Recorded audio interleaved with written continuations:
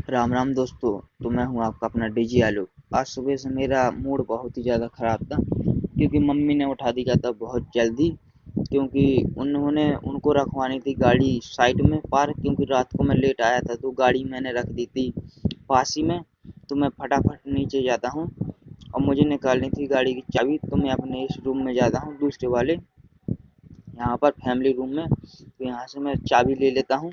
फिर मैं अपनी अलमारी में से चाबी लेने लगता हूँ और मैं यहाँ से कुछ पैसे भी ले लेता हूँ कि मुझे जाना था बाजार। मैं यहाँ से कुछ पैसे लेने के बाद फिर मैं निकल जाता हूँ बाहर की ओर, जहाँ पर हमारी गाड़ी पार्क हुई थी। तो हम पार्क की ओर जाते हैं। ये देख सकते हैं, यहाँ से हमारा गेट है और ये हमारे यहाँ ग्राउंड है। तो देख सकते हैं आप, ये है हमारा घर। छोटा सा है पर अच्छा है। और ये है हमारी गाड़ी। देख सकते हैं हमारी लाल परी, लाल नहीं सॉरी ब्लैक है ये तो, पर इसका नाम हमने रखा है लाल परी। तो यहाँ से मैं इसको पार्क कर देता हूँ और फिर मैं चला जाता हूँ गैराज में।